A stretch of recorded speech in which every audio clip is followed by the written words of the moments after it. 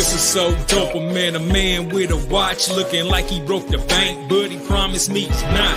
He said he got started from his wife and a pop's watch, face so fat the band had stretch marks. It shines so bright that you can see it from Mars. Man, he blinded me, reflecting headlights from the cars. He's got to be a rapper, baller, or a movie star, but nah, he's too humble to be all of the above. So he said my name is Trap, oh, cause you bees in the trap. Nah, it ain't even like that, and he tilted his bull's cap. Introduced me to his wife, and she had one too. Wrist game so cold that she could build igloos out of nothing. They legit, they even bless their kids. Man, when they all stand in a row, they look like 4 Giotto rims. Tight like Tim's on a New York summer day. I just gotta be down, but he had to set me straight like.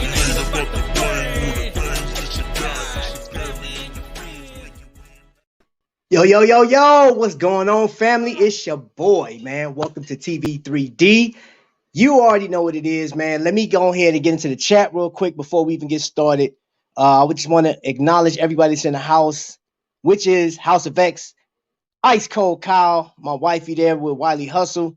If y'all not connected, man, make sure y'all connecting. Oh, please, y'all already know house rules. Go ahead, hit that thumbs up, man. Let the algorithm know. Let people out there in YouTube land know that we're here. You know what I'm saying? I know there's a lot of stuff going on. Uniquely Lavish is here. Tristan Bell and my bro Vic is here. Now, why are we here today? Family, why are we here today? Y'all already know.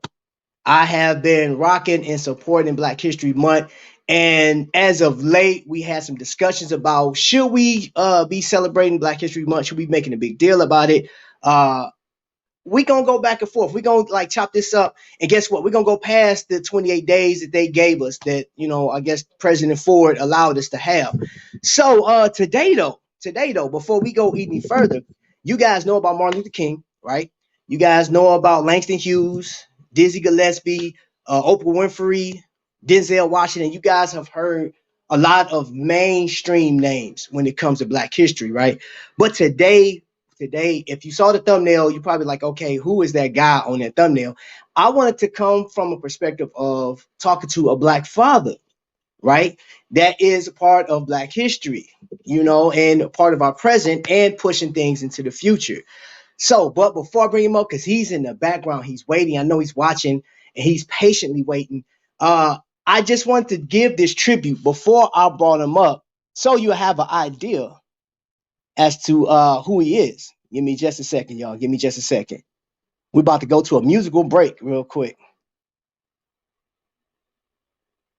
This is so dope, a man with a watch looking like he broke the bank, but he promised me he's not. He said he got started from his wife and a pop's watch, face so fat the band had stretch marks. It shines so bright that you can see it from Mars. Man, he blinded me, reflecting headlights from the cars. He's got to be a rapper, baller, or a movie star, but nah, he's too humble to be all of the above. So he said my name is Trap, oh, cause you bees in the trap. Nah, it ain't even like that, and he tilted his bull's cap. Introduced me to his wife, and she had one too. Wrist game so cold that she could build igloos out of nothing. They legit, they even bless their kids. Man, when they all stand in a row, they look like 4 Giotto rims.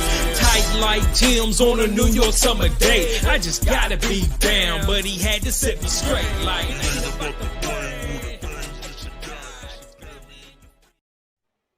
Yo, so if you guys are wondering why I played my soundtrack twice, pay attention to the guy that was in there doing this. Tony, whoa, started with Mr. Wallace Sr., which is Tony Woe's father. Yes, sir. Welcome to the show. Hey, I'm honored to be here, really. Hey, I really enjoyed hearing him rap again, I tell you. Man, you know what? I will say it is a pleasure and an honor. I know you always give a lot of love to people, but it is a pleasure because you are a local legend here in Indy. Yes. And we're going to talk about it. Talk about it. Yep. So right now we have, we got about 11 people in the stream. Watchman 54, thank you for coming in. Tristan Bell, we got you. Ice Cold. Fats, what's up, brother? All right, Jerry J. Jones. So, family, what we have here is a lot of you guys said you love the soundtrack, you like the music. This is the man that I mean, if we didn't have Mr. Wallace here, we wouldn't have a Tony Wolf. You know what I'm saying? So I really wanted me and you had a conversation the other day, and you was giving me a little bit about your history. And to be fair, I'm giving you the runway as to what you want to share, guys. And if you guys have any questions, wifey's in the chat, so we'll point out any questions that you guys may have for him and stuff like that. And anything else, I assured him ain't gonna be no foolishness. Y'all already know how we get down over here, because like I said, Mr. Wallace, this is family in here. Everybody that you see in the chat, and I'll be posting, like Uniquely Lavish is in here, Tristan Bell. I'll be posting so you can actually see. So if the question hit, I'll let you answer that. But Okay. give us some background, man. Were you originally from Indianapolis, or where were you born from originally? No, I was born in Hernando, Mississippi, actually. Okay. Back 1954, before there were even paved roads down in the old hood. My father was murdered when I was a young man. I like to say, I don't like to say necessarily, but we are products of trauma. And so we come a long way. We know the word pain really well.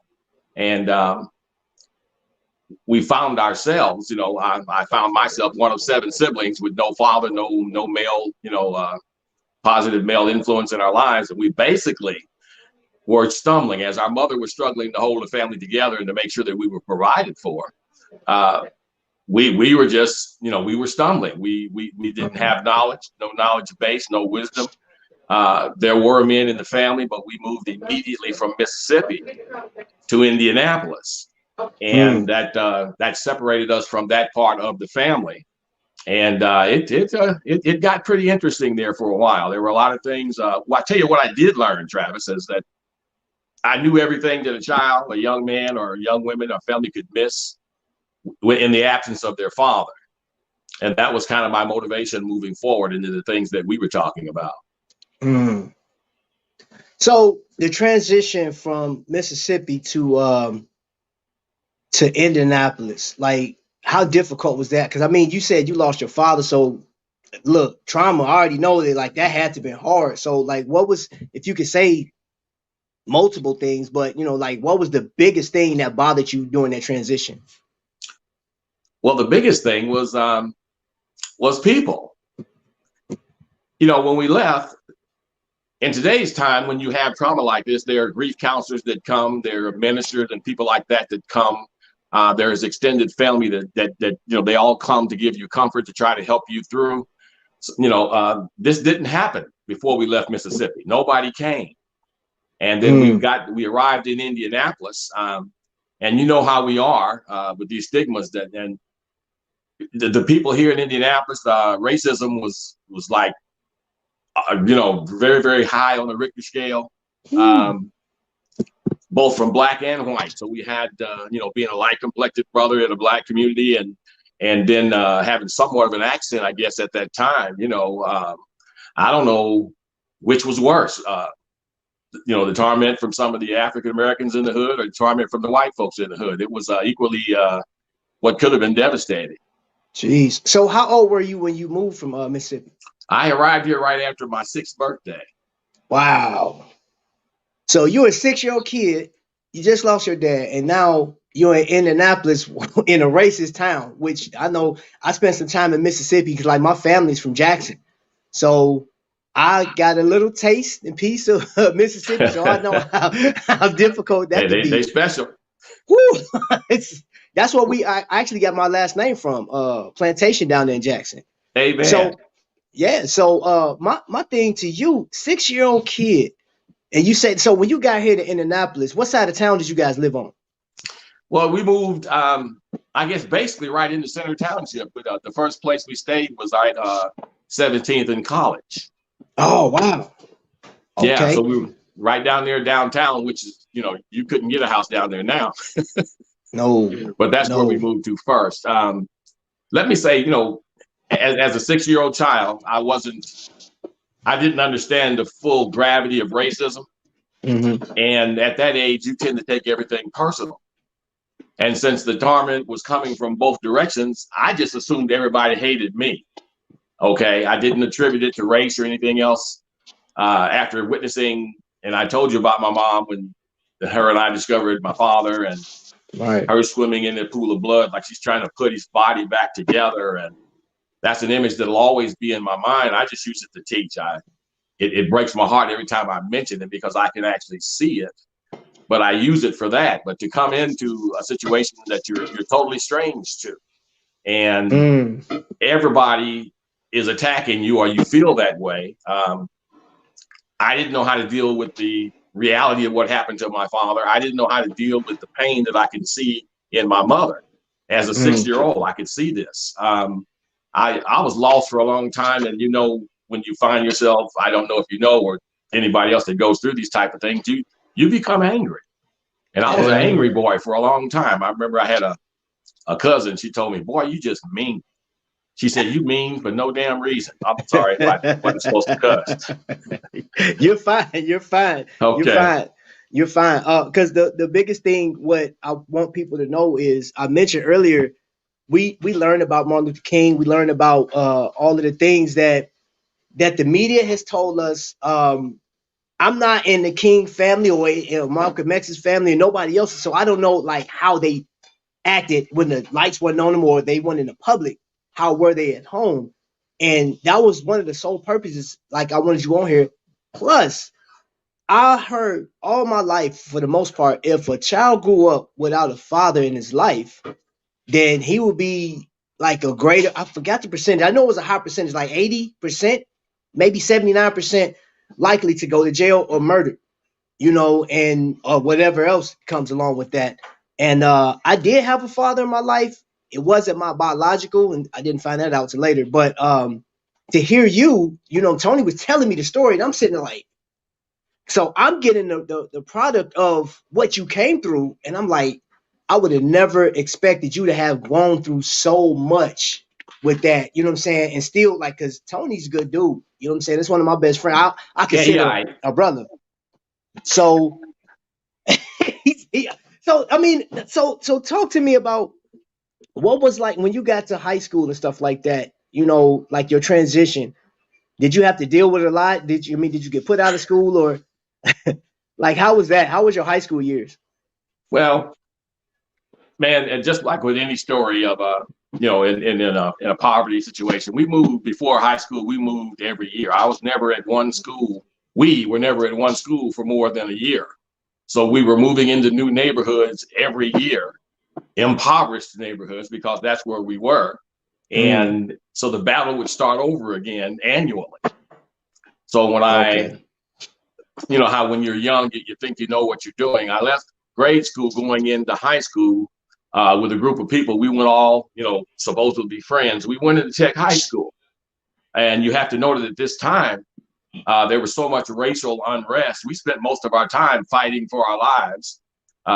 You come into school running from a black gang, you might be leaving the school running from a white gang. And they were having race riots all the time. My wife, who I hadn't met her just yet, I had seen her in the neighborhood and was kind of attracted, but she was at Arlington High School. And they arrived there in '69. And the white parents came out and rocked the bus and threw rocks and stones and bottles at the bus. They were stuck on that bus for the first 3 or 4 weeks of school before the students actually got to their parents and calmed them down to allow the black children to come off of the bus at Arlington. This is 1969. So to add to that, we went into Tech High School. We thought we were the guys coming out of grade school, right? And there were 5 of us guys and about 5 or 6 girls. And we walked into Tech High School as freshmen. The upperclassmen swooped in. We never saw those girls again. Had a little side note there, but it was so much unrest in those times. We like to, as we're going through now in contemporary time, people are trying to smooth over some of the historic realities, like that. So, man, when you talk about Martin Luther King, and most of the time we were either listening on the radio or we had blessed to have a little black and white TV after a while. We hung on every word.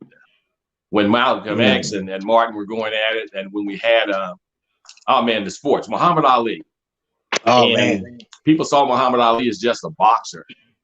And we saw him, man, as a figure or something that reminded us that we could be powerful and we could be free. We hung on every punch.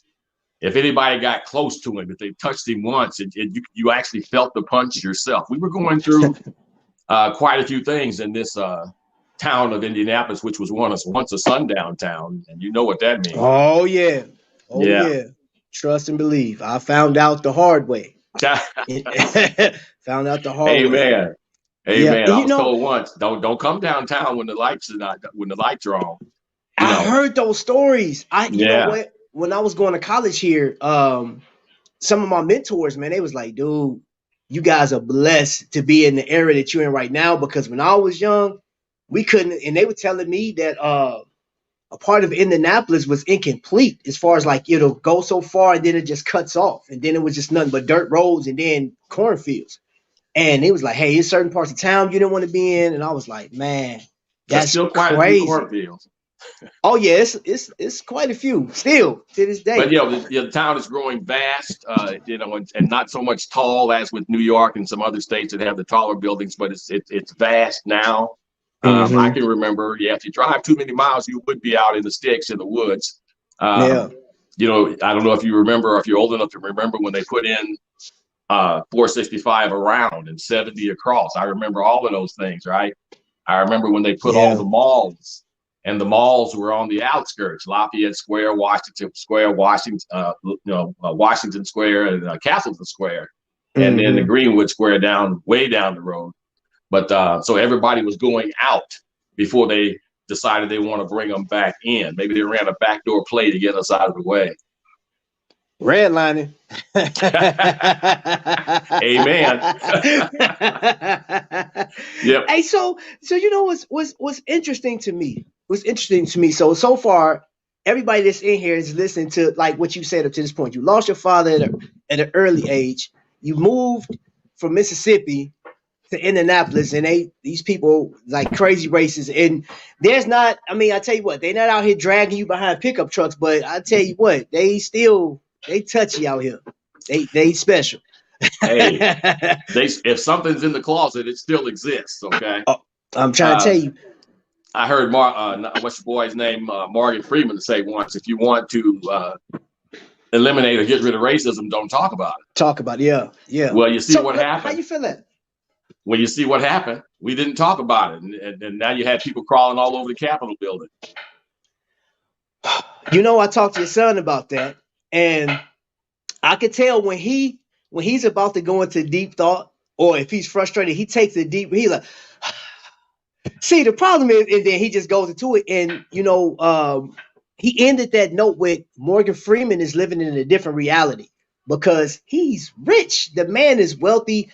The man has done everything from the 60s all the way up to this. He has so many accolades. So, of course, I'm not saying he's untouchable, but his reality and what we see and what we experience, not what we see, what we experience is completely different. So, Mr. Freeman, God bless you, because you kind of above where we are right now. You broke free, so to speak. But here's the thing. Is people up to this point heard that you lost your father, you moved from Mississippi all the way to Indianapolis, a racist town, and you bouncing back and forth, and then you meet your wife, or how did that happen? Yeah, I was going to ask you. Well, being a boy without a father, growing to be about 6 foot and almost 223 pounds. With no body fat, I had a young man who became my stepbrother after his father married my mother. They dated for a lot of years. I was too old to benefit from that, but he put my sisters, all 4 of them, through school, and I appreciate that. I'm talking college. But he and his son Michael, my stepbrother, my buddy at the time, and Mike was about 6 foot 2, and Mike big, strong fella, bigger than me. We stayed in trouble, as boys will when they have no oversight. We fought all the time, chasing girls, or so we thought. We weren't very good at that, but we were young, and we thought we were, but we weren't. But doing things that we had no business doing, going places that we had no business going, getting into a lot of fights with a lot of different gangs and things like that. And stepdad encouraged us, when y'all out there, you make sure you stay together, just like that. We would end up getting separated because, when you get a date, you don't need another mate. You know what I mean? And he got beat up pretty bad once. And I kind of took the blame for that because they said I should have been with him. It's my fault. Didn't leave him again. But what we started doing was leaving Tech, because Tech was just a big cut fest, right? There was no education for us going on at Tech. Okay. And so we started going around visiting the other schools. This was illegal, right? Right. So we're sneaking around to other schools and going into the school buildings and just walking around, just in our mind, I assume we thought we were looking at the ladies, I don't know. Our mindset was just dysfunctional at the time. We weren't doing anything positive, but we weren't really doing anything bad other than trespassing, I guess, if you want to call that bad. We arrived at Arlington High School one day after we had visited John Marshall. And, there's this retaining wall outside of Arlington. And, right out in the front of the building. So we go into the building, walk through the building, come out front. And all along this retaining wall is just girls sitting. Jeez. And we went out there and we looked at that. There's a whole lot more I can say, but we went straight back to Tech the next day, transferred to Arlington. And so we come over to Arlington thinking that, we're going to be big time playboys. So I go into Arlington, got enrolled, because, you could make up your own mind in those times what school you went to. So I went in there, got enrolled, got into my homeroom, got to knowing, I thought I was getting to know people, met my wife. Playboy consideration ended right there. Wow. She told me in no uncertain terms, if you're gonna be with me, things are gonna have to change. And so we had this treacherous reputation, not necessarily one that we earned totally, but they considered everybody that came from Tech to be pretty much, as they would say today, gangster or thug. So Arlington, I at that particular point decided that I wanted to get an education. So I started pursuing her, and she was. I like to say it because I try to teach girls this, but my wife's favorite word at that time was no. And you know how boys can be in hot pursuit, but it was something about her that made me, I accepted the no, and we dated for the next 2 years. Graduated in June of 73, got married in January 17th of 1974. What's January 17th? You say January 17th? Yes. That's Martin Luther King's day. Sure is. God dog. That's Barack Obama's birthday. It is. I had a brain freeze. Yeah, well, we got married on that day in 74. We've been married now as of this past January, 48 years. We celebrated 50 years of being best friends. That's crazy. She saved me from myself. So how long you guys been married? I ain't 48 years. 48 years. That's crazy. Okay, so then Tony comes along. Yeah, well, we were a little promiscuous. He came along right before the wedding. Hey. So he was born in June of 73. Oh, okay. Gotcha. Okay. All right. That makes sense. All right. Now I'm putting everything together. I'm getting the other pieces because he told me a little bit. So now I'm getting from you. See that, you know what? Again, this is why I love our history, because it goes further, a little deeper than what you see on media and what you learn in schools and stuff like that. Well, there's always more to the story. Oh my gosh, man. This is deep. I told Tony I was going to dig in with you, man. I said, man, your dad's coming on. I got to talk to this brother. And so what you guys don't know is, I I think was it almost 3 years ago. I started doing this show, and that first I want to say it was Father's Day of 2019, I think it was.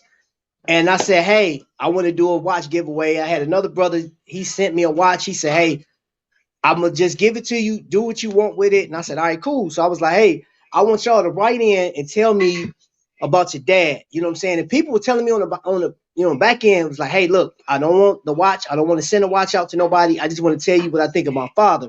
There was a few people entered, but then of course, your son was like, oh, he wrote me this long expose about you. And I was like, it was a book read. I was like, okay, cover to cover. And I was intrigued, right? And from there, I got two watches. I said, this automatic, this is an automatic what I'm reading. I said, this man's doing this after you told me what kind of life he was going through. And I didn't get the part where, you know, how you were in school and the back and forth and stuff like that.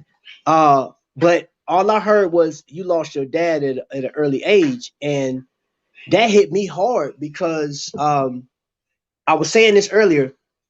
They say that we are more likely to end up in prison, illiterate, you know, angry out here on the street, which you said you were angry because your dad wasn't, but you had every right to be because somebody took your dad from you. It wasn't by choice for him just bouncing out. You know what I'm saying? So you got a double whammy. Then you were black, moving here, and then you were light-skinned black. You know, me and Tony always go back and forth. I'm like, yo, what's going on, light skin? You know what I'm saying? You know, we go back and forth with that. So you had a lot of adversity, man, and we're gonna get into one of the things that I love about him.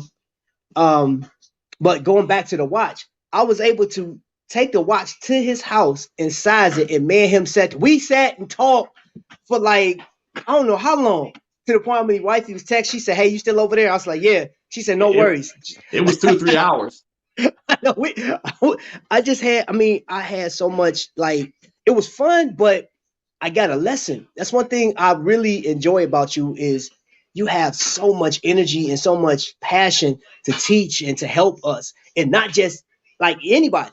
I say you extend your hand out because I'm going through Indianapolis, and when this young lady, she's a bail bondsman, she knew your son, and there was a group of little knuckleheads that she was dealing with, and I was like, I don't know what it was, but she said, "Where you going?" I was like, "Well, I'm about to go holler at my boy." She said, "Well, have him come up here. We're gonna do this." I said, "No, my man's he got a little show he's doing." She said, "What do he do?" I said, "He rap."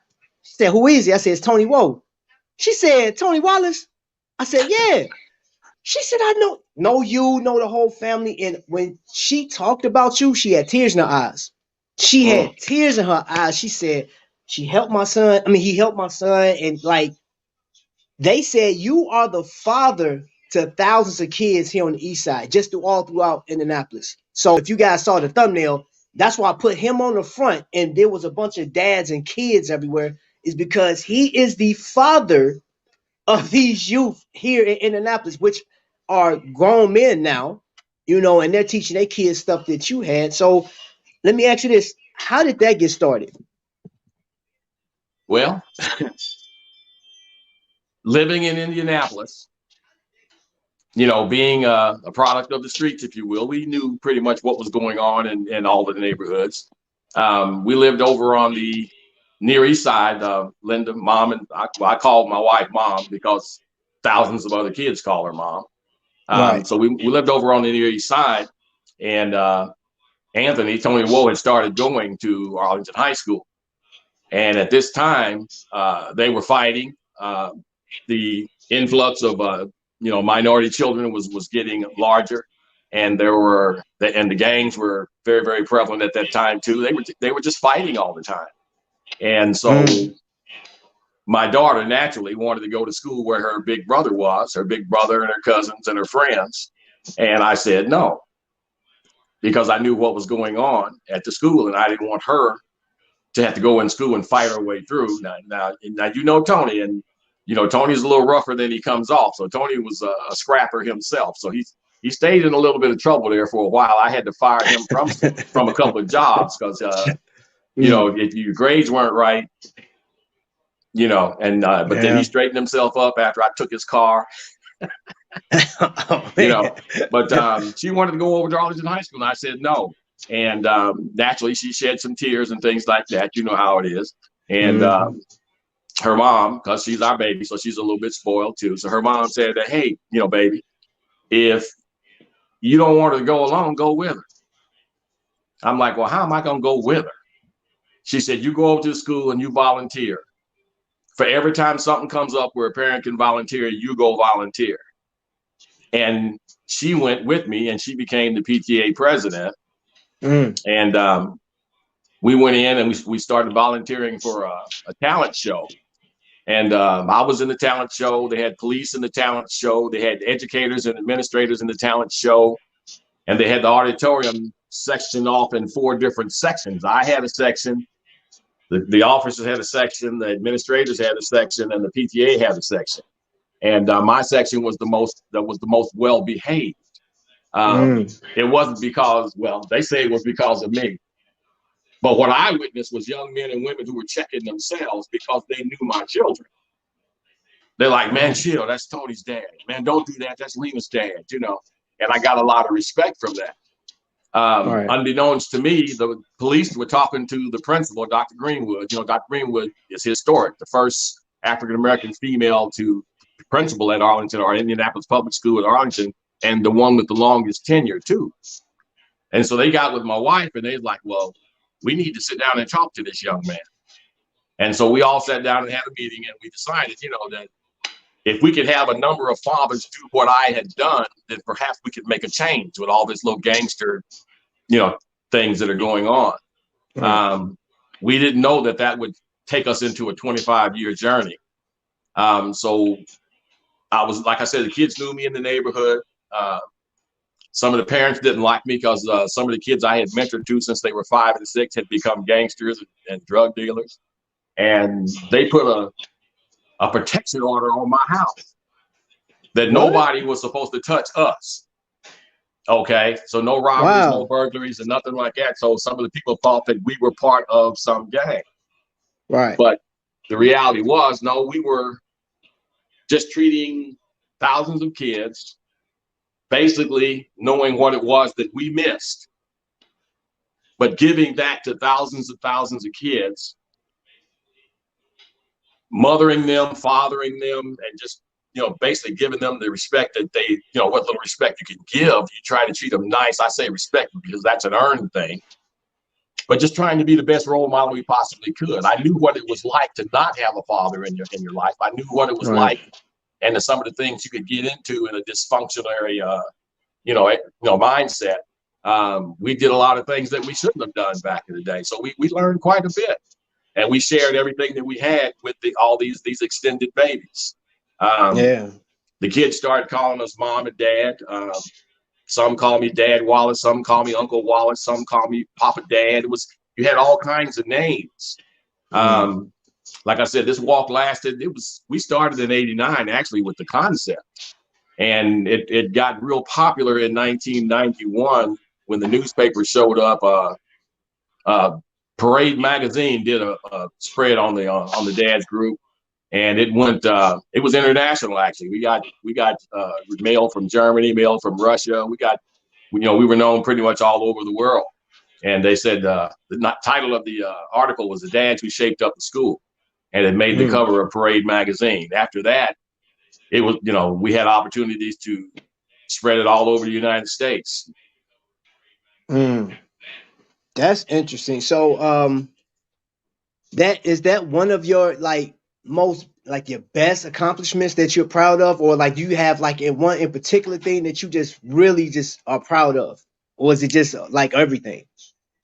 Well, what I'm most proud of is your friend and my son Anthony and my daughter Lena, and my listen, and not taking anything away from my son and my daughter, but one of the things I like to always say is there's always been two constants in my life, and that's been God and my wife.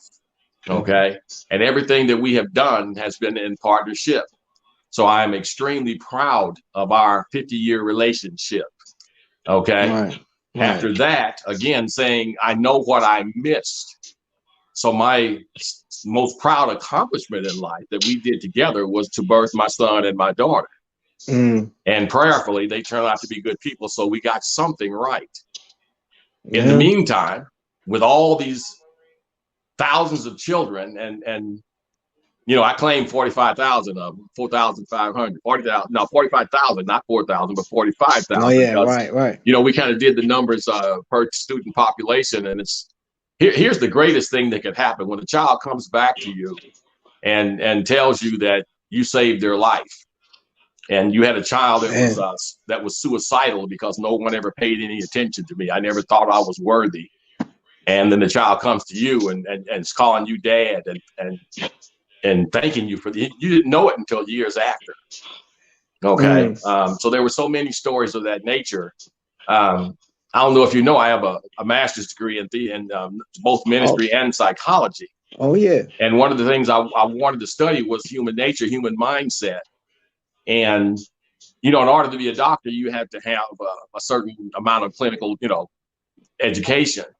And I studied up on clinical tests. I studied up on, these longevity tests, longitudinal studies, they call them. And, you study somebody under the same stimulus in a controlled environment for a period of time.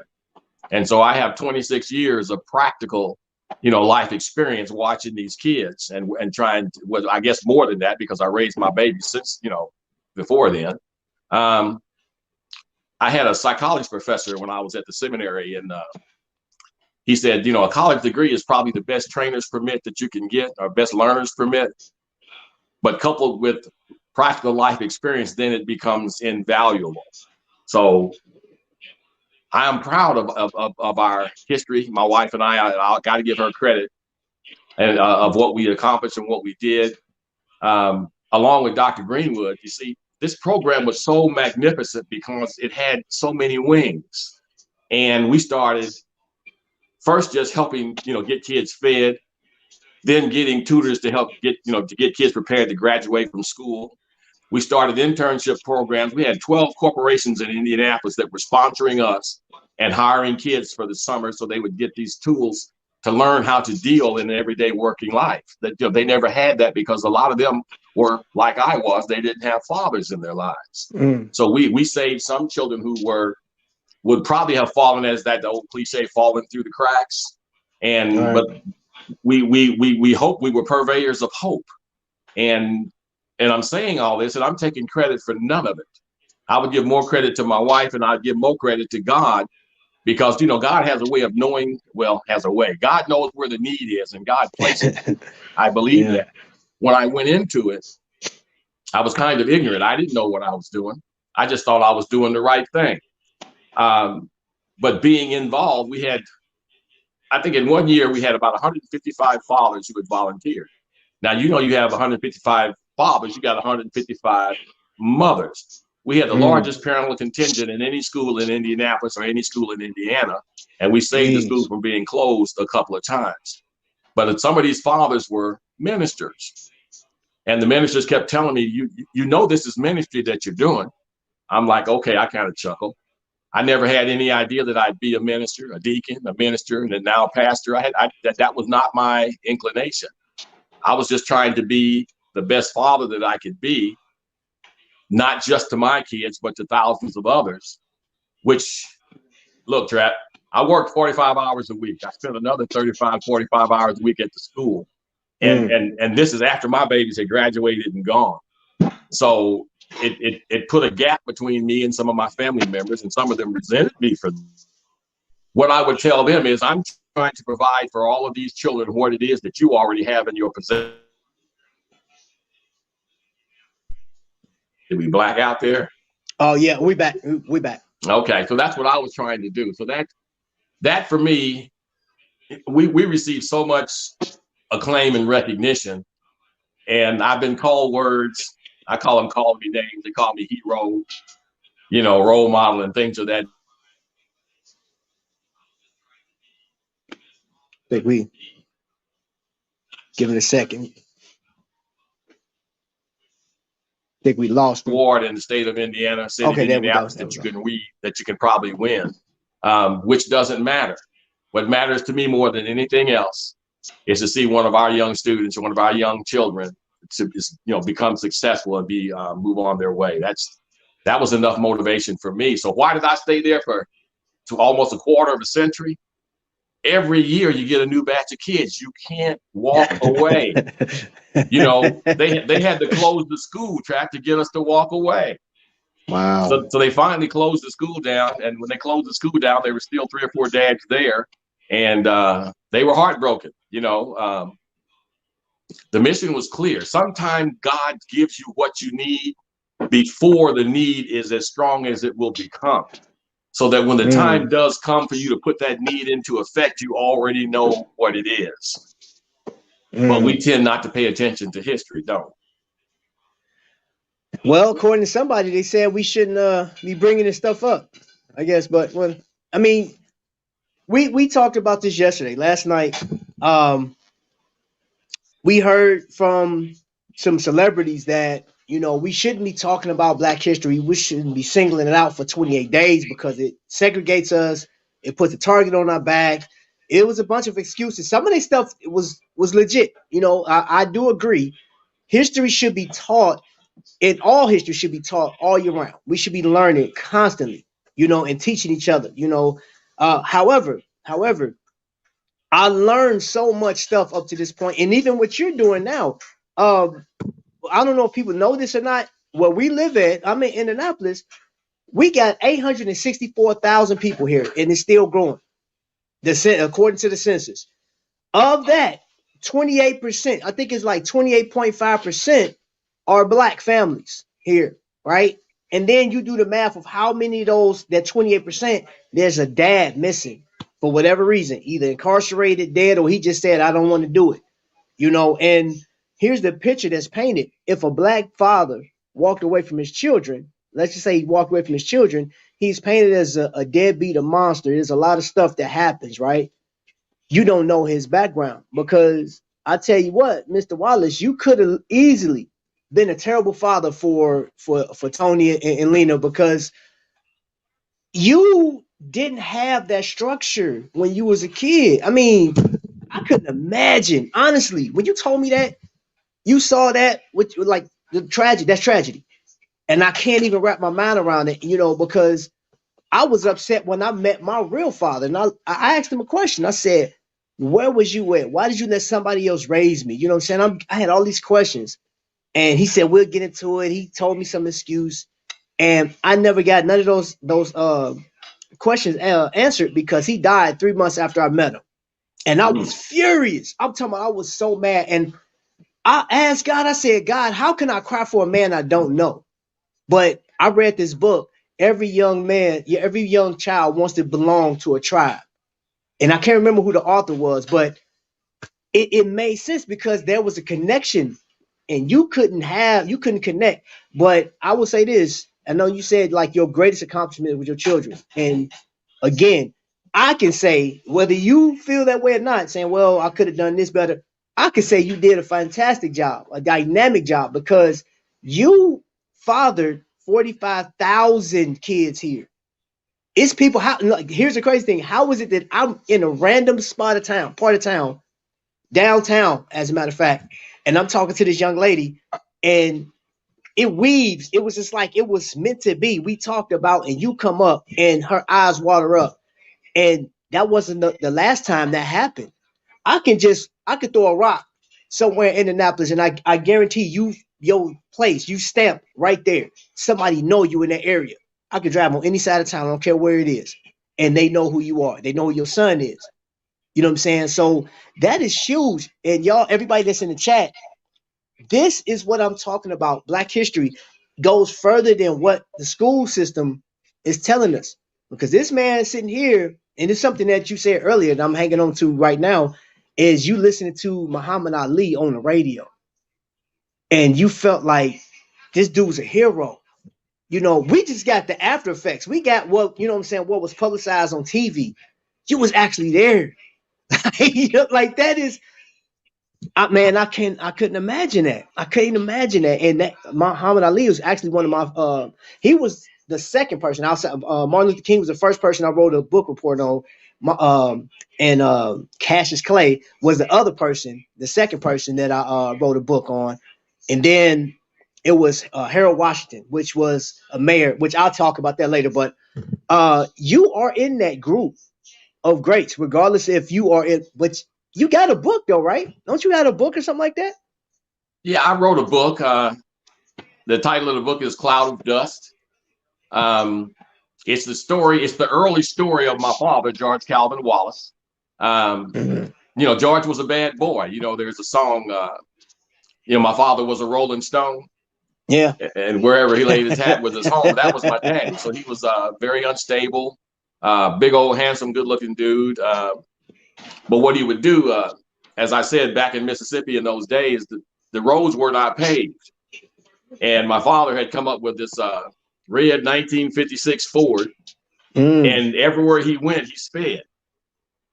You remember? I don't know if you guys watched it when the show called Dukes of Hazzard. Yeah. Those boys didn't have nothing on George Calvin Wallace. my daddy he had two strong reputations. Well, maybe three, because he was a ladies' man. He was a player. One of them was fighting. So imagine this big brother, about 6'3", and he had a reputation for knocking people out. I didn't get none of those skills. I'm not a pugilist or anything like that. But he also had a reputation. He used to run moonshine, and he had a reputation for driving. This dude would be jumping hills. He had a reputation for. They said this crazy man did a 360, a donut on a 1-lane bridge. What? Yep. That was his reputation. Now you know how we exaggerate. Maybe the bridge was wide. I don't know, but he did things like that. And my brother ended up kind of like him because he was a big old guy. So he made a lot of enemies, just like my dad made a lot of enemies. When we were in Mississippi, my dad ran moonshine, like I said. So did the Ku Klux Klan. The sheriff was a member of the Ku Klux Klan who also was running moonshine. Are you following me? Oh yeah, so I'm tracking. When my father ended up killed, there was no investigation. Okay. They asked the man down the street what he thought. He looked at my mother, who was all of 17, 18 years old. He said, well, that little girl, she ain't killed nobody, so he must have did it himself. Case closed. Okay, so you don't investigate in Mississippi in those days or anywhere deep south. You didn't investigate any death of a black man. So with all these people that were after him, probably some angry boyfriends, some angry husbands, some angry racists, the law, because they were chasing him all the time and they couldn't catch him because he souped up his car. So he had a reputation. So this story, A Cloud of Dust, is like, I remember once being in the car with my great granddaddy who owned the farm where my daddy worked. And you look up and you see this giant cloud of dust. And one of the things my grandfather would say was, that damn George, because he knew it was him coming. And the dust would just envelop the car. And he had to get out and actually clean the windows off that thick red Mississippi dirt. Yeah. But my dad had a reputation for driving really fast. And I think one of the movies we used to talk about was Thunder Road. And that was my memory of my dad. I spent a great deal of my childhood stomping in dust piles just to see the cloud of dust, because it reminded me of my father, just like that. So, I don't know what saved me. The tragedies that we went through. There's some other things that happened. My sisters. I lost my sister. Somebody OD'd her. One of the dealers. I lost my brother to a massive heart attack. I think he went through some of the same things.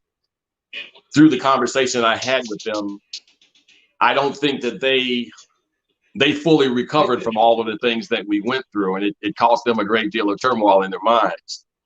One of the things I don't like to say it, but I say it anyway, and this is for America when they say that we need not talk about this history and the separation.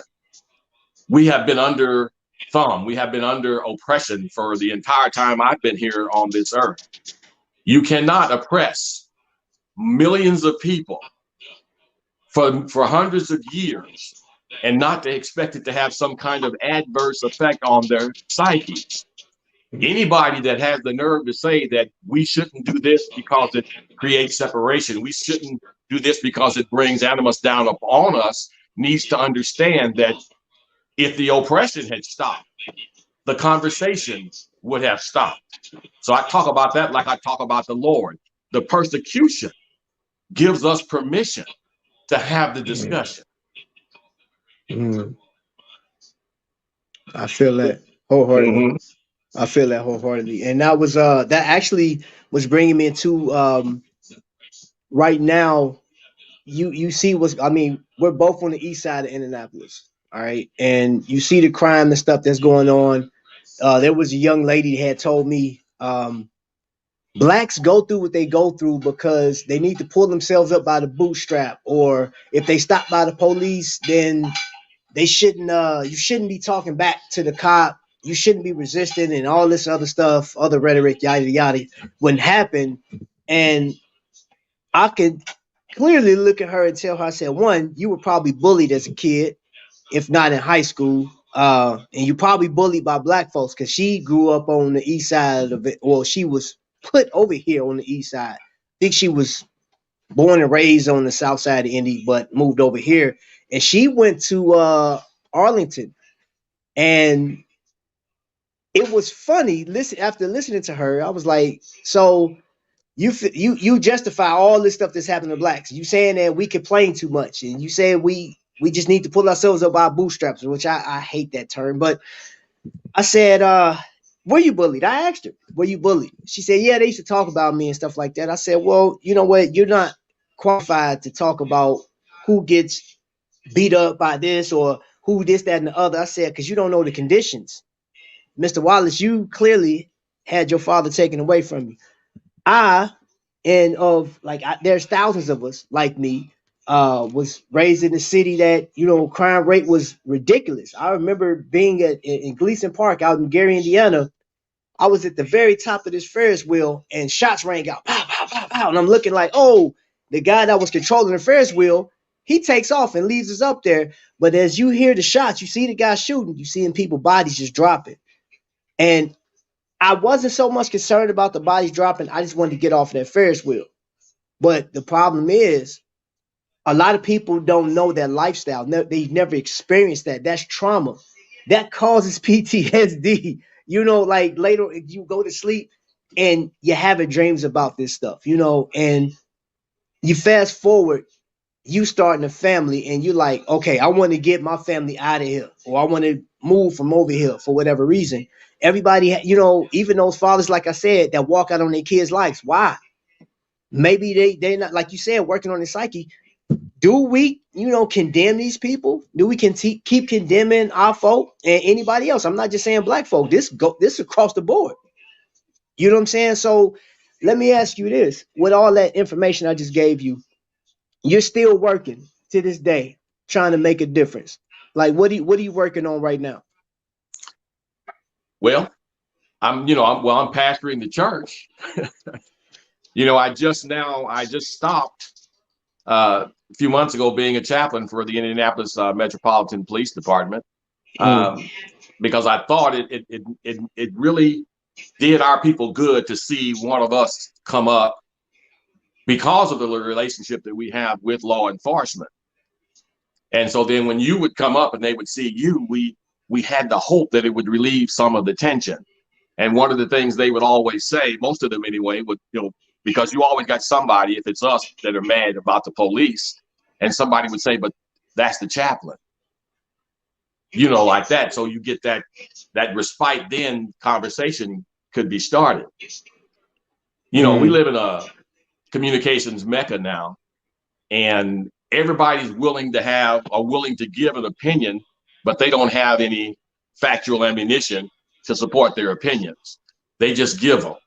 You know, you can say as many things as you want to say about our people, but until you've had someone's thought, you know what a Chinese water torture is? Mm-hmm. Okay, so this drip has been dripping on our head for all of these years, for all of these centuries, and you expect it not to affect us mentally? most of these men, you know, one of the things I say, Trap, is this American ass whooping has affected us in a whole lot of different ways. Yes. Oppression is a monster. It's a beast. America breeds crime practically because of the way they do politics, because of the way they discriminate.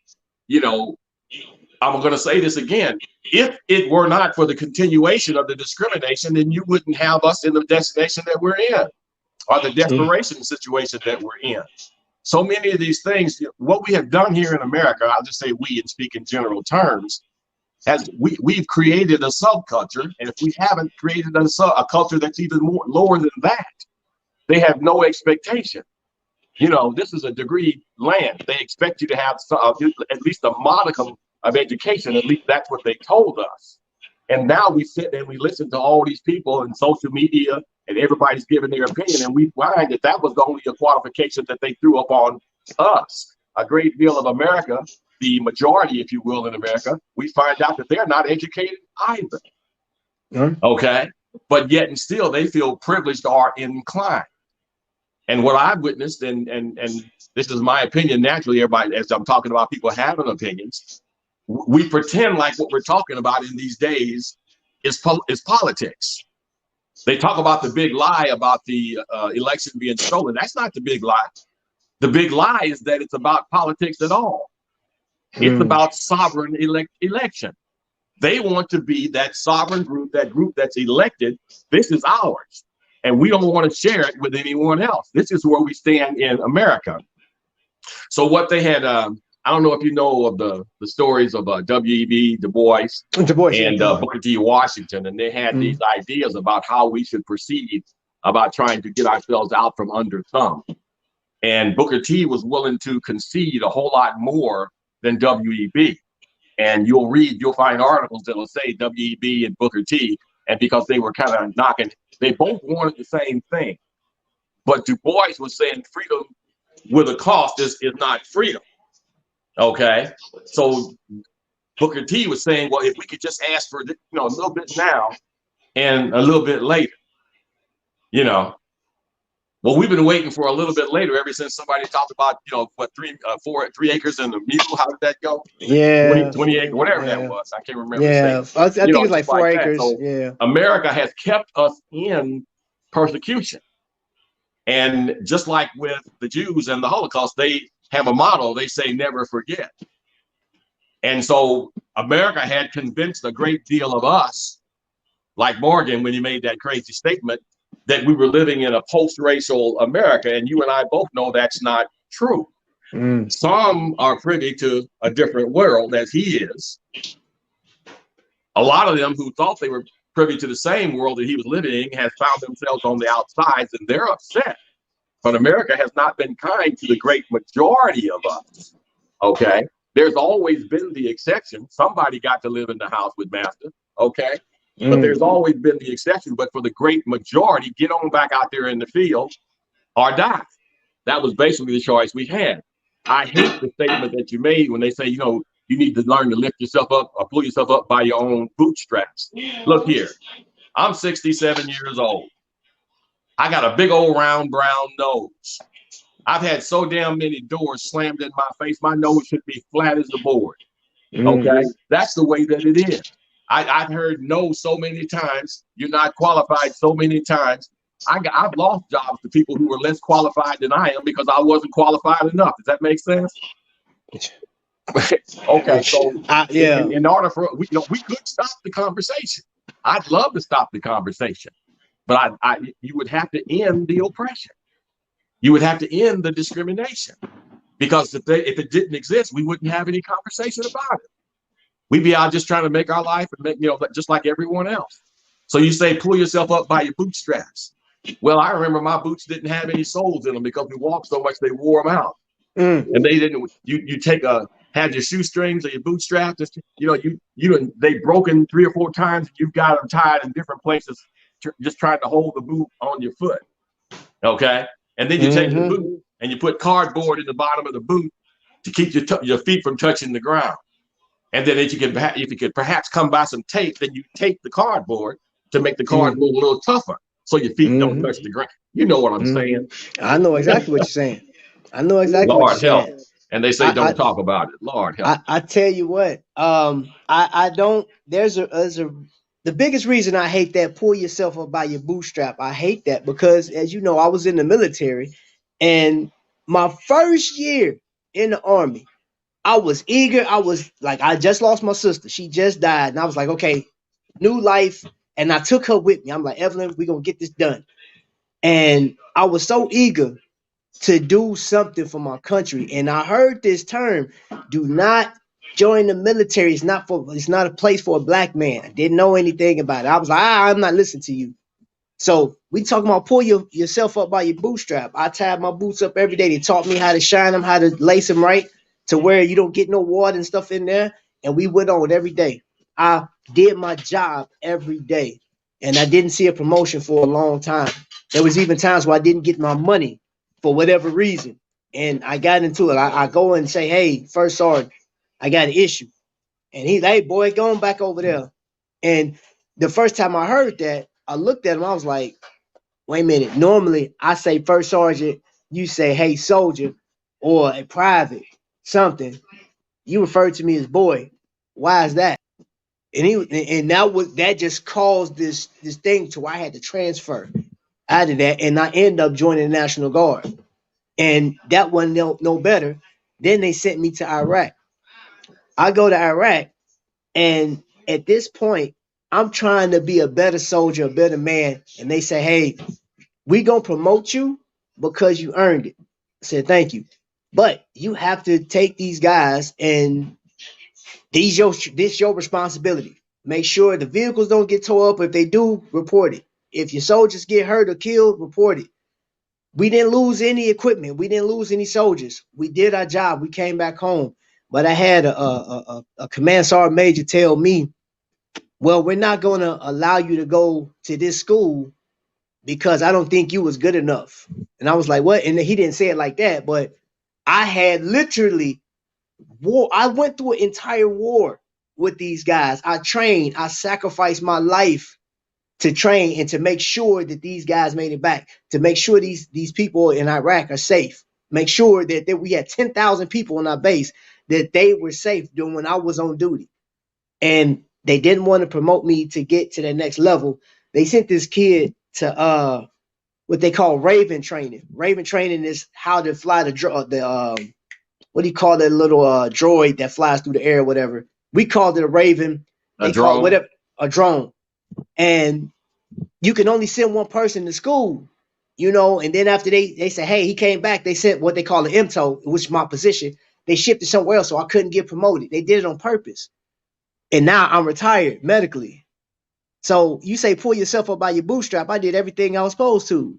And I still ain't get nowhere.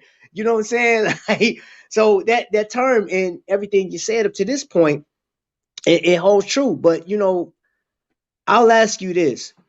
As we celebrate Black history and celebrate our victories and wins and stuff like that, and I want to celebrate you as a father and any other father that's in the chat right now, what word would you give people that's in that position, that's feeling like, man, I just give up. I don't know what else to do, man. Everything's pressing on me. Because I know you get this in your congregation, man. What would you what word would you give somebody? Well, hope is the word that we want to share. And there is no more dangerous creature than a hopeless human being. One of the main things that have been said to me, both, as the father mentor, father figure, if you will, as a pastor in counseling sessions, I've had so many, mostly men and some women, tell me that there has been no psychological release as they have gone through, all of this trauma by this continuation of that oppression. One of the things we tend to take the faith as if the faith was given to us by a white face. And so then we don't want to deal with the face, or the faith rather. One of the things you have to hold on to is that hope. Because the easiest thing, trap, that we will ever do in life is to quit. I've heard so many young people use these words, and I probably used them at one time or another when I was a young man. That's not fair. Well, here's the reality. We already told you it wouldn't be. But we live in a world where our young expect to be treated like everyone else when that's not the reality. Okay. Most of the time, like in my career also, I've been the last to get promoted. The one that was the lowest paid. Now we talk about women's suffrage and we know what the women have gone through, but we as a people have gone through the same thing. So if the white woman is getting less and the black man didn't get left behind her, then the black woman gets even left behind the two of them. You see what I'm saying?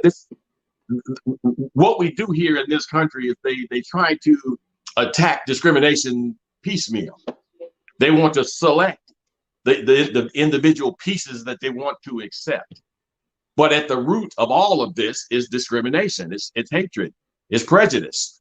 We can't separate the different groups that are being discriminated against and have them fight individual battles. We have to attack the root, which is prejudice, which is privilege.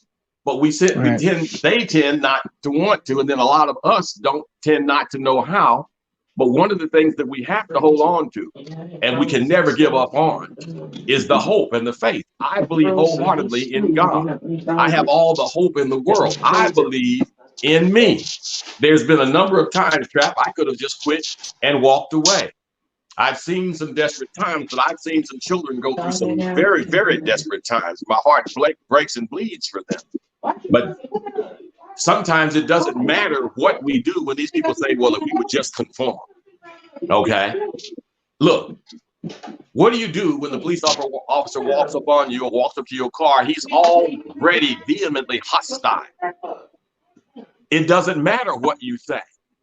I had a police officer pull me over on 65 South for doing 60 and a 55. Okay. And while we were on the side of the road, a carload of Caucasian girls go by.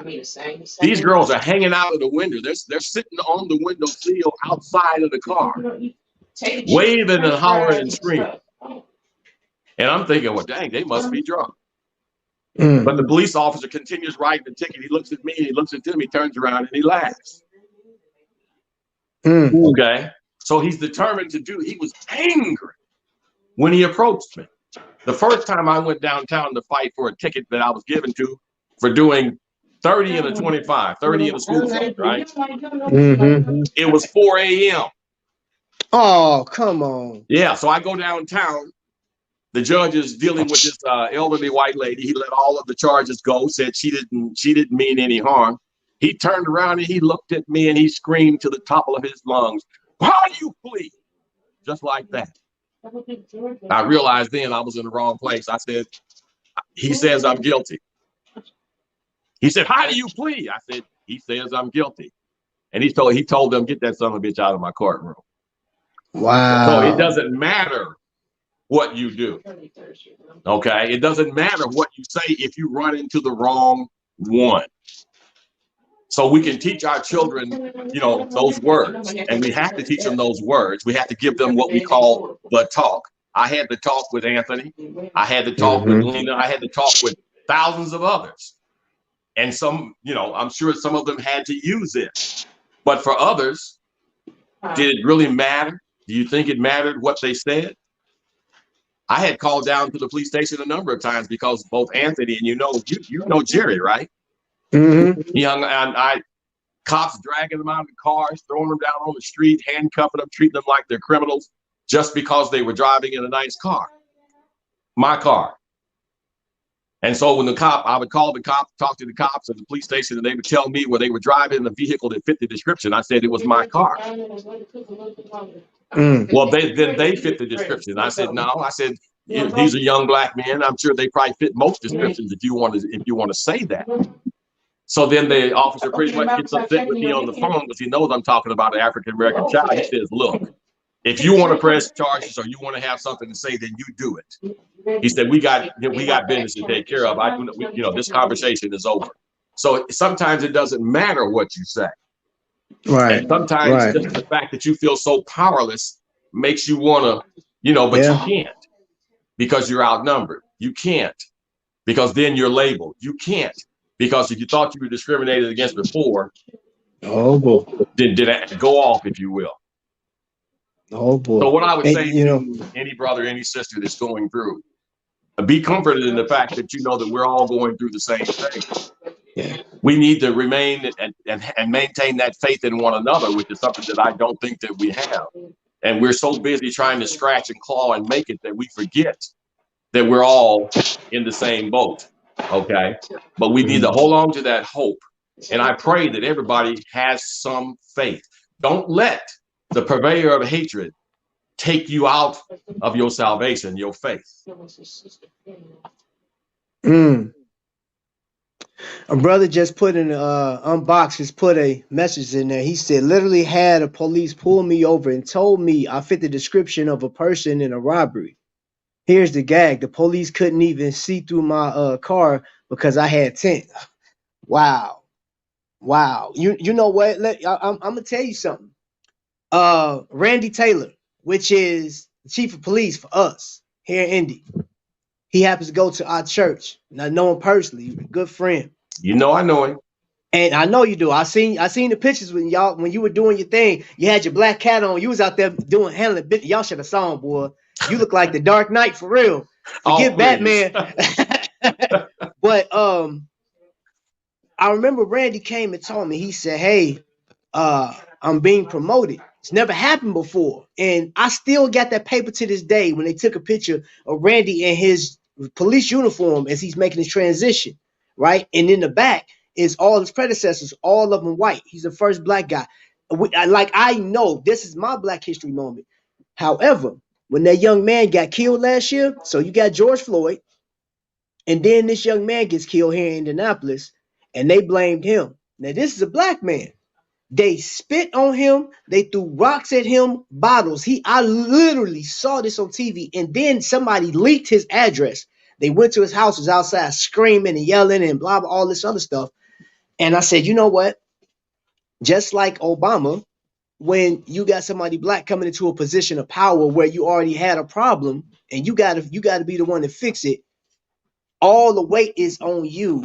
And then you got the weight of being black. Like, yeah, we had a dark day. We got a black police commissioner and this, that, and the other. And I'm hearing all this stuff being said. So it really don't matter because he's in a position of power to where he can change something. And you saw what happened when I think that was a few months back. One of the officers here kicked that black kid in the head. And he said, I was trying to rest my foot on his shoulders. Randy still had to go through a lot of red tape to get that cop fired. You know what I'm saying? That cop should have got locked up. That's assault. That whatever crime that young man committed, I don't know. I didn't even dig into the story no more past that.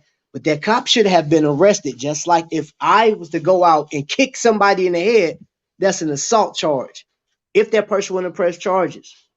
And I guarantee you, you kick me and I'm in cuffs, I'm pressing full charges. But I don't have that option. I'm not Morgan Freeman, so I don't have the money to get out of that trouble. Well, let me say this. Unfortunately for us, power perceived is not power achieved. Okay. There's always someone in a higher office. If you remember, as we were going through the 8 years of the Obama administration, and I'm gonna call names, and you had Brother Tavis Smiley and Brother Cornell West, and they were adamant haters of this black man as president. Now, there was only so much the president can do. If you didn't know it now, look at Mr. Biden. Okay. So, but they were adamant haters. And a lot of black people were saying, well, he's not a good president. I'm going to vote Republican next time. I'm going to vote somebody else. He didn't do nothing for me. And I'm like, haven't you paid any attention to the Congress? Have you paid any attention to the Senate? Do you know Mitch McConnell?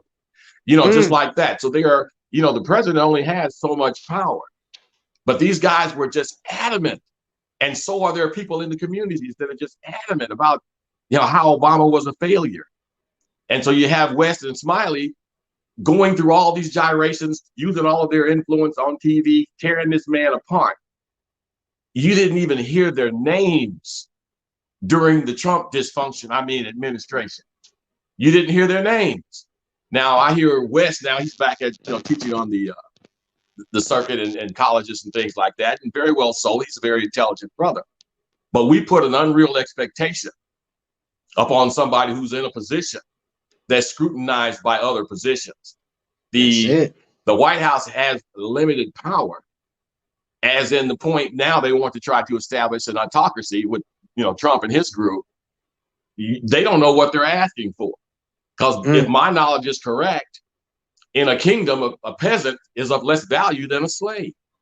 Be careful what you ask for. Be careful. Be careful. Hey, I do want to say this. We do have, and I want to welcome everybody that walked in, but I want everybody to pay attention to one particular person that has walked in. Keisha's comedy set. Now, I'm going to tell you why.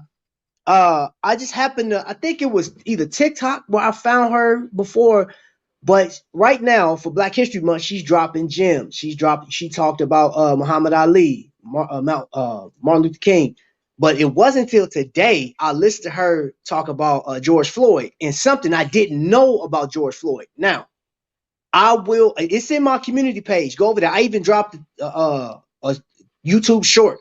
Go over there and check that out. Candace Owens is a Black woman that she's very smart. I mean, the girl is highly intelligent. You can go and find out for yourself if you don't know who this woman is. But when George Floyd died, while everybody else was in anger, people were mourning, people were just up, it was an outrage, man. They was tearing cities up. Candace Owens sat on the stage and tore his character down. She got on here and talked about his past, about him being a drug dealer. And they even said during, I guess he had fentanyl. I remember that he had fentanyl in this that probably aided to him dying. But I'm going to personally say, I know that information is put in there. Even if he was high up to that point, he could have smoked a line of coke up to that point. If he was not supposed to be using drugs or whatever, and he was out in public, you go to jail for that. Public intoxication. All right. That did not justify this man leaning on his neck for 9 minutes. And that was the point. And Candace Owens, and I will stand on this, she took that opportunity to defame this man to make, she said he's not a martyr. And I'm like, young lady, do you realize, you know what's crazy? People play with death. People look at death because it's like they call it murder porn. People have become insensitive to a death. I've seen death. I've seen dead bodies. I've seen people in the process of dying. It never leaves your psyche. It never leaves. And for her to say that, I don't know what her background, maybe she's insensitive to it. But the fact that this man died and you came on national TV on your platform, and maybe it was to get views, maybe you wanted your political whatever, you want to just skyrocket. And that's what's wrong with some of these people, because everybody wants to elevate and they don't care how they get there. So again, I said all that to say this, Mr. Wallace, I appreciate you coming on, man, because I wanted you to shed light on fatherhood and just being a man, not just a Black man, but a man in this here world. Because you was born up in a time where when you couldn't look at a white man and say, hey, I don't like what you're doing. Because you'll end up like Emmett Till, flat out. This is true. My grandmother told me, I heard a story from my great grandmother about how they used to have to run and hide in the bushes and all this other stuff. And I'm like, that's beyond me. I can never imagine that, because if I have a problem with somebody white and they're racist, oh, we got something to talk about. I'm gonna look you square in your face and tell you go about your business. And if you want to do something about it, now, and I say this before, I give Martin Luther King so much credit. And I told my mama this. I love, he was probably one of the strongest men on this planet that walked this planet, because at this point in my life, I'm not going to go out there pick no fight with nobody. I ain't built like that. But if you come with that racist stuff and you going to put your hands on me, we're going to have a conversation and you ain't going to like the outcome. But see, and I couldn't have walked with him during that time, and I know that my mother was telling me, a lot of Black people was like, man, Martin Luther King will cause trouble for us, man. You know what I'm saying? Like, white folks already treat us like crap.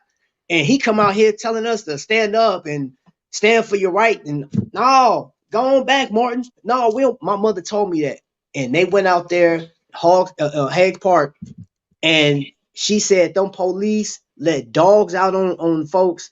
They was hitting them with sticks. She was like, my grandmother had to get them up out of there. You know what I'm saying? Like they were still there. They just had to escape to another because they want to walk with Martin Luther King, and they believed in him. So they was out there getting bit by them German. And you know, a German Shepherd, his bite force. Y'all look that up. His bite force ain't nothing to play with. He could break a bone by just depending on how big or like your bone density. So again, I thank you for your kind words. And one of the things that I want you guys to take away from this is we're all in, like he said, we're all in this mixing pot together. I know this Black History Month, and I'm gonna represent it to the fullest. Keisha, thank you for putting that information out. Like I said, guys, go over there and check her out, man, because you could tell when she was reading the information about him, she stopped. She had to pause because our history can be tragic, and that's still fresh. George Floyd, his death is still fresh in our minds, man. I still think about Mr. Arbery and what was the Trayvon Martin, like this kid. We got teenagers, and I couldn't imagine my son not coming home because some guy took and that wasn't even the law. That was just hatred. They say he took the law in his own hands. That he didn't have to. You're a grown man. You a grown man. You mean to tell me you can't handle a little 14-year-old boy? But you out here killing, man. I'm not even about to get into all that. Let me see. I'm going to get into the comments before we leave. Let me see. Good to see everyone, everybody. But in the beginning, people were speaking to you, giving you greetings and grace and stuff like that. Again, if you just got here, this is Tony Woe's dad, the man that made my theme song. You know what I'm saying? So, is there anything we don't know about Tony? Some little juicy information? I'm not going to do that to him. For the most part, the thing about Anthony, I'm going to call him Anthony, is he has always been his own person. He has always wanted to do things his way. And that's not to say that his way was the wrong way, but he was determined to be who he is. Okay.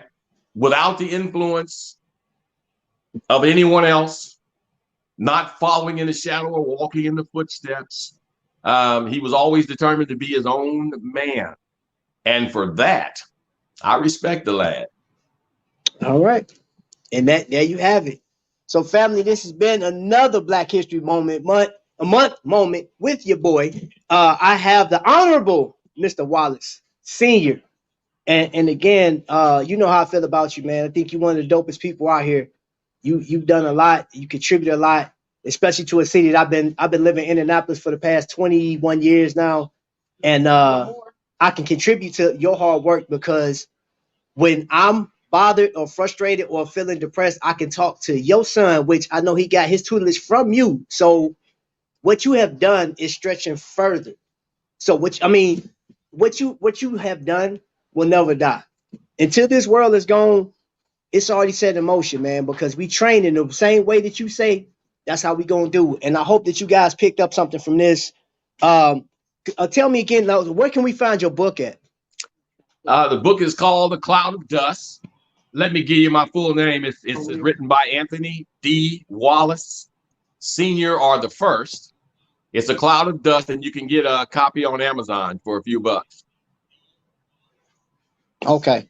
It's on Amazon. Okay. So what I'm going to do, to be fair, once this publication is over with, I am going to get that book and I'm going to get the link and put it down there so you guys can grab it. I'll also put it in my community tab so you guys can do that, man, because there's a piece of history and we are supporting Black businesses. Also, listen, y'all already know I am an affiliate of Be the Difference Clothing. So I always keep that stuff right here, man. She sells socks. She's an author. She got books. You know what I'm saying? She's a dope person. I met her. She lives out in Jersey. So, you know what's crazy? I want to get you and your wife on the cruise. I'd love to get y'all on the cruise. We're gonna have to get y'all on the cruise. That's gonna take some work. My wife, she don't do that motion. That motion of the ocean. So Venus was the same way. She did not want to get on that cruise. I believe in prayer, and I'm gonna be I'm praying gonna tell you hard. what. I'm not going to say no for her. I'll let her do that, and perhaps you would try it. Okay. Give the name of the book one more time. A cloud. Was it Cloud in the A Dust? cloud of dust. A cloud of dust. Cloud of dust. Yeah. Okay. All right. Okay. Hey, Watchman 54, you are more than welcome, man. I hope you can do that. And you don't have to just do it on Black History Month. We like this platform will be here, man, for here until eternity, until they cut the lights off. So, with that being said, let's see. I want to make sure that I don't have any other comments. Okay, Meet Nas said this was a powerful live, great convo. He's giving you salutations. Let's see. Kyle, can we see where Tony gets his grace and wisdom? Okay. Yeah, that's what I'm saying, man. That's dope. Jay Jones, Trap, great form. Thank you. I appreciate it. All right, so Wifey has just dropped the book. So you guys can actually go on Amazon and pick that up. All right. Couldn't comment, just had to sit back and listen to this awesome stuff. Hey, man, sometimes that's all it takes, man. Everybody don't always necessarily have to comment. You know, I'm like that too, man. I like to listen sometimes. And again, this is a great, if you guys come here, we can have like a dinner sometime, you know, respectfully, you know, with COVID and stuff going on. But once we get to that point, you guys ever come here, man, I can see if we can schedule a dinner together, you know what I'm saying? Because he's an amazing person to talk to, as you guys can see. Wifey talking about who gonna cook. We going out to eat. Amen. So thanks again. I appreciate you. We gonna end the show off on this. So everybody, y'all already know. I'm pretty sure there's some lives going on. So feel free to just bombard the internet, get some good information. Make sure you do find out some more. I don't care what race you are. Find out more about the Black history. There's a bunch of channels doing it, man. Let's just keep it going, man. Let's be the majority of people that's doing positive stuff out here, man. I don't care about everybody else. They on their own boat. We gonna rock out over here. So until the next lightning strike, family, y'all be blessed.